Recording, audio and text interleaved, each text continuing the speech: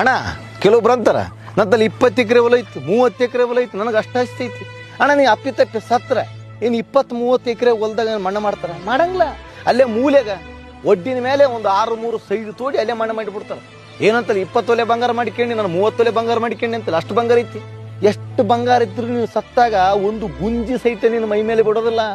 ಉಡ್ದಾರ ಬೆಳ್ಳಿ ಉಡ್ದಾರಲ್ಲ ಕಟ್ಟು ಮಾಡಿಕೊಂಡು ನಿನ್ನ ಮಣ್ಣು ಮಾಡ್ತಾರ. ಆಮೇಲೆ ಅಂತಲ್ಲಿ ಬ್ರ್ಯಾಂಡೆಡ್ ಬಟ್ಟೆ ಹಾಕಿಂತೀನಮ್ಮ ನಾನು. ಎಲ್ಲ ಬ್ರ್ಯಾಂಡೆಡ್. ನಾನು 10,000 ರೂಪಾಯಿ ಶರ್ಟು, 5,000 ರೂಪಾಯಿ ಪ್ಯಾಂಟು, 20,000 ರೂಪಾಯಿ ಬೂಟು, ಸ್ಪೆಕ್ಟ್, ಒಂದು ಚಸ್ಮಾ, ಅದೊಂದು 6-7 ರೂಪಾಯಿ. ಬ್ರ್ಯಾಂಡೆಡ್, ಎಲ್ಲ ಬ್ರ್ಯಾಂಡೆಡ್, ಎಲ್ಲ ಬ್ರ್ಯಾಂಡೆಡ್. ಎಲ್ಲೈತಿ ನಿನ್ನ ಬ್ರ್ಯಾಂಡೆಡ್?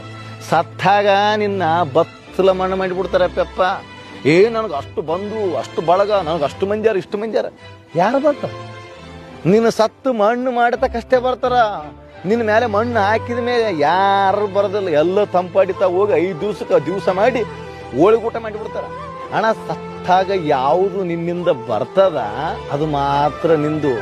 ಸತ್ತಾಗ ಬರೋದಂದೆ ದಾನ ಧರ್ಮ, ನೀ ಮಾಡಿದ ಒಳ್ಳೆ ಕೆಲಸಗಳು, ಒಳ್ಳೆ ವಿಚಾರಗಳು, ಸದ್ಗುಣಗಳು ಅಷ್ಟ ನಿನ್ನಿಂದ ಬರ್ತಾವ. ಅದನ್ನ ರೂಢಿ ಮಾಡಕ ಜೀವನದಾಗ. ಆಮೇಲೆ ನೀ ಸತ್ರು ಬದುಕಿದಂಗಿರ್ತಿದ್ದಿ. ಇಷ್ಟಪ್ಪ ಜೀವನ. ಸುಮ್ಮನೆ ಯಾಕೆ ಬಡ್ದಾಡ್ತೀನಿ ನೀನು?